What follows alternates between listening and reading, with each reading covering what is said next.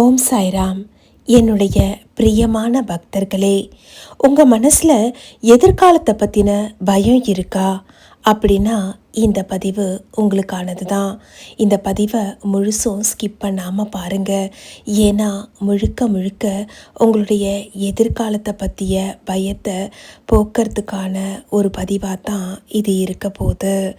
உங்கள் மனசில் எதிர்காலத்தை பற்றின பயம் இருக்கா? கவலைப்படாதீங்க. நடந்து முடிஞ்ச தவறுகளை நினச்சி நான் ஏன் அப்படி செஞ்சேன், இது இப்படி இருந்திருக்கலாமோ அப்படின்னு சொல்லியெல்லாம் வருத்தப்படுறீங்களா? அப்படி நீங்கள் வருத்தப்படுறதுனால உங்களுக்கு ஏதாவது பயன் இருக்குமான்னு கேட்டால் கண்டிப்பாக கிடையாது. அது எல்லாத்தையும் மறந்துட்டு அடுத்த கட்டத்துக்கு நீங்கள் நகர்ந்து போனால் தான் உங்களுடைய வாழ்க்கை இனிமையாக இருக்கும். இல்லைன்னா உங்களுடைய வாழ்க்கை யோசிக்கிறதுலையே நேரத்தை விரயம் செஞ்சு உங்களுடைய வாழ்க்கையை வாழறதுக்கான காலகட்டத்தை நிறைய இழந்துருவீங்க. அதனால் ஏற்கனவே நடந்து முடிஞ்ச விஷயங்களை பற்றி யோசிக்காதீங்க. இனி நடக்க போகிறத ஏற்கனவே நடந்த அனுபவத்தை வச்சு சிறப்பாக எப்படி நம்ம வாழ்க்கையை மாற்றிக்க முடியும்னு சொல்லி யோசிங்க. எதிர்காலத்தை பற்றியும் கவலைப்படாதீங்க. நடந்ததை நினச்சி எப்படி வருந்தக்கூடாதோ அதுபோல தான் எதிர்காலத்தை யோசித்து இருக்கிற காலத்தையும் விட்டுடக்கூடாது. நிகழ்காலத்தை மகிழ்ச்சியாக வாழக்கூடியவங்க தான் நிச்சயமாக புத்தியசாலிங்க. அப்படிப்பட்ட புத்திசாலியாக தான் என்னுடைய பக்தர்கள் இருக்கணும்னு சொல்லி நான் விரும்புகிறேன். யார் ஒருத்தர் கடந்த காலத்தை மீண்டும் மீண்டும் நினைக்கிறாங்களோ அவங்க தனக்குத்தானே தண்டனை கொடுத்துக்கிற மாதிரி தான். நடந்தது நடந்து முடிஞ்சிருச்சு, அதை நம்மளால் மாற்ற முடியுமா? கடந்த காலம் நமக்கு கற்றுக் கொடுக்கறதுக்கு வந்த ஒரு ஆசான்னு நினச்சிக்கணும். ஏன்னா அது கொடுத்த வழிகளை நாம் மாற்ற முடியாது. ஆனால் அதில் இருந்து நாம் கற்றுக்கிட்ட பாடத்தை வச்சு நாம் அதை அனுபவமாக மாற்றி நம்ம வாழ்க்கையில் அடுத்த கட்டத்துக்கு முன்னேறுவதற்கு அதை பயன்படுத்திக்கலாம்.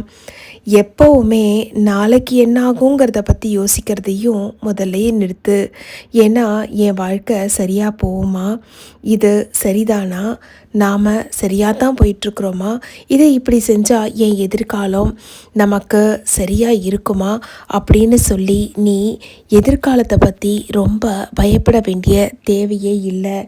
ஏன்னா எதிர்காலம் அப்படிங்கிறது மனுஷனான நம்ம கையில் எதுவுமே கிடையாது. எல்லாம் கடவுள் கையில் தான் இருக்குது.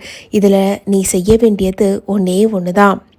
நம்பிக்கையாகவும் பொறுமையாகவும் அதோட நேர்மையாகவும் இருக்கணும். இப்படி இருந்தால் உன்னை கடவுள் எந்த விதமான கஷ்டமும் இல்லாமல் உன்னுடைய வாழ்க்கை பாதையை கவனமாக நீ கடந்து போகிறதுக்கு உதவி செய்வார். அதையும் தாண்டி நான் தான் உன் கூட இருக்கேன் இல்லையா?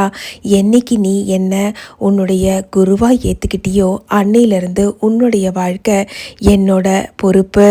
கடந்த காலத்தை நினச்சி வருந்தாத, எதிர்காலத்தை பார்த்து பயப்படாத. எது எப்படி இருந்தாலும் என் கூட என் சாய் இருக்காரு அப்படின்னு சொல்லி நீ அடுத்த கட்டத்துக்கு நகர்ந்து போ.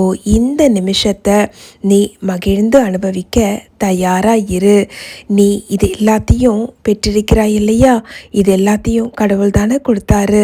அதையே நீ வீணடிக்காமல் எல்லாத்தையும் கொடுத்த கடவுளுக்கு நன்றி சொல்லு. ஏன்னா எதுவுமே இல்லாமல் கூட ஒரு சில மனுஷங்க நிம்மதியாக சந்தோஷமாக வாழறது இல்லையா? அதுபோலத்தான் கடவுள் உனக்கு கொடுத்ததை இந்த நிமிஷம் எல்லாத்தையும் மகிழ்ச்சியாக அனுபவித்து வாழ பழகிக்கோ. ஏன்னா நீ தனியாக இல்லை, உன் கூட உன் சாய் நான் இருக்கேன். உன் பிரச்சனை எவ்வளோ பெருசாக இருந்தாலும் சரி, நீ அதை அந்த பிரச்சனையை நோக்கி சொல்லு. நீ எவ்வளோ பெரிய பிரச்சனையாக இருந்தாலும் இருந்துக்கோ, என் பாபாவுடைய அருள் உன்னை விட பெருசுன்னு சொல்லி உனக்குள்ளேயே சொல்லிக்கிட்டியானா எதிர்காலத்தை பற்றின பயம் எப்போவுமே வராது.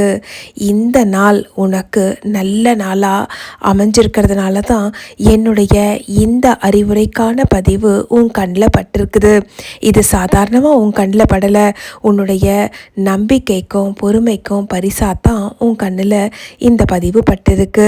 இனிமேலிருந்து எதை பற்றியும் கவலைப்படாத, நான் உன் கூட தான் இருக்கேங்கிறதையும் மறந்துடாத. எந்த ஒரு காலகட்டத்திலையும் என்னுடைய அருள் உன்னை சூழ்ந்திருந்து காக்கும். இந்த நிமிஷம் நீ பாக்கியசாலி. நீ நினச்சது எல்லாத்தையும் நீ என் அருளோடு பெறுவாய். உன்னுடைய வாழ்க்கை என் அருளோடு வளமாக அமையும். எதை பற்றிய கவலையும் இல்லாமல் நிம்மதியாக இரு. சகலமும் என் அருளால் உனக்கு சித்திக்கும். ஓம் ஸ்ரீ சாய்ராம். இது மாதிரியான அற்புதமான பாபாவின் போதனைகளும் பாபாவின் கனிவான வார்த்தைகளையும் அடங்கிய நிறைய பதிவுகள் நம்மளுடைய சேனலில் தொடர்ந்து வர இருக்கு. இந்த மாதிரியான பதிவுகள் உங்களுக்கு பிடிச்சிருந்ததுன்னா நம்மளுடைய சேனலை சப்ஸ்கிரைப் பண்ணிக்கோங்க. உங்களுடைய நண்பர்களுக்கும் இந்த பதிவை பகிர்ந்து கொள்வதன் மூலமாக நிறைய பக்தர்களுக்கு பாபாவினுடைய அறிவுரைகளும் பாபா தரக்கூடிய ஆறுதலான வார்த்தைகளும் போய் சேரும். இதுவும் ஒரு விதத்தில் புண்ணியமே. எல்லாம் சாயின் அருள், சாய் அருள் பெற்று சகலமும் பெற்று வாழ்வாங்கு வாழ்வோமாக.